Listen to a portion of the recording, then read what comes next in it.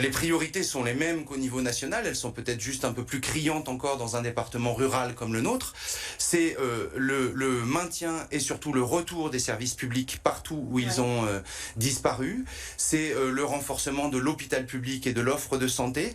On sait qu'on est dans ce qu'on appelle malheureusement un désert médical et puis qu'il y a des actualités criantes de ce côté-là avec les urgences de Sisteron et aujourd'hui les urgences de Manosque. D'ailleurs, à Manosque, le problème, c'est d'attirer les professionnels de santé. Comment y remédier?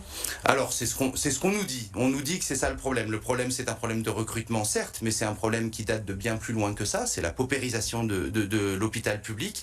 C'est effectivement le manque d'attractivité d'un certain nombre d'établissements. C'est la possibilité pour certains médecins de s'établir en libéral et de venir faire des vacations à l'hôpital où ils sont malheureusement...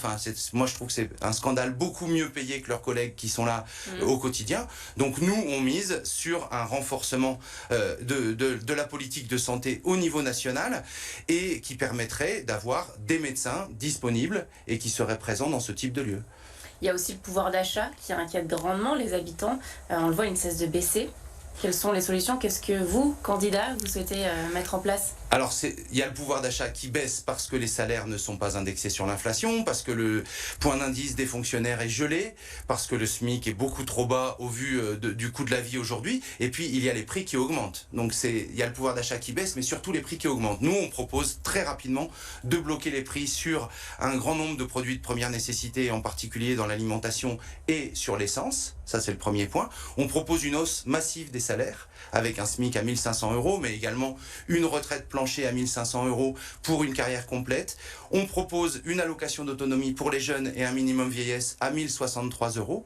Et puis, on propose surtout de refondre totalement la fiscalité, de manière à ce que l'argent aille là où il est nécessaire et ne finisse pas dans les poches des actionnaires. Vous aviez déjà tenté votre chance en 2017 avec l'investiture La France Insoumise. Vous étiez face à Christophe Castaner. Vous aviez obtenu 38% des voix. Pourquoi repartir aujourd'hui? Eh bien parce que nous continuons notre combat, les choses n'ont pas changé, ou si elles ont changé en pire, puisque nous sommes maintenant au bout d'un quinquennat qui a laissé des traces dans notre pays et dans le département en particulier.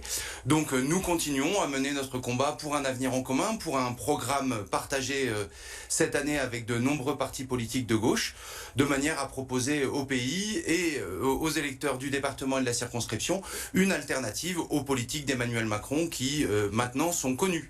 Ce qui a particulièrement changé, c'est ça. C'est-à-dire qu'en 2017, il y avait une promesse qui était faite de changement, d'un gouvernement ni de gauche ni de droite qui allait dépasser les clivages. On se rend compte aujourd'hui que c'est un gouvernement ni de gauche ni de gauche. Ce à quoi on s'attendait peut-être moins, c'est à la dérive autoritaire de ce gouvernement qui a pu être vécu au moment en particulier de la crise des Gilets jaunes et puis ensuite dans les divers mouvements sociaux qui s'en sont suivis. Donc voilà, nous on a toujours notre programme. Il est de plus en plus charpenté, de plus en plus construit puisqu'il s'est construit tout au long de ces 5 années.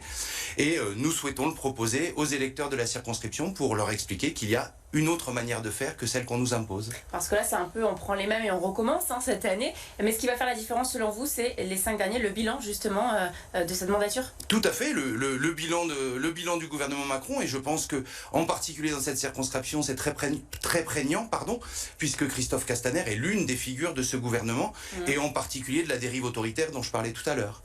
Alors il y a également 3 candidats d'extrême gauche et 3 candidats écolos qui vont se présenter aussi face à vous. Est-ce que vous ne regrettez pas qu'ils ne se soient pas retirés ou ralliés justement avec cette alliance des forces de gauche? Écoutez, on a fait une alliance qui est parfaitement inédite depuis plus de 25 ans et puis qui est même inédite au-delà de ça puisque c'est une alliance autour d'un programme, une alliance qui s'est construite certes dans l'urgence mais avec des bases solides. C'est pas du tout une alliance de circonstances, c'est la volonté de s'unir pour pouvoir l'emporter. Après, je pense que tout le monde a le droit de présenter des candidats. Il y en a un d'ailleurs qui a dit l'autre jour sur France 3 qu'il ne se reconnaissait pas dans cette nuance d'extrême gauche, qui est le candidat issu du mouvement des Gilets jaunes. Les deux autres, ce sont deux mouvements qu'on connaît bien. Ils viennent dans cette élection porter leurs idées, c'est une bonne chose. Je ne crois pas qu'il puisse y avoir confusion ni déperdition de voix par rapport à ça. Nous, on avance déterminés avec quand même des résultats au premier tour de l'élection présidentielle qui sont à près de 33% dans cette circonscription. Donc on pense qu'on est largement en mesure de l'emporter.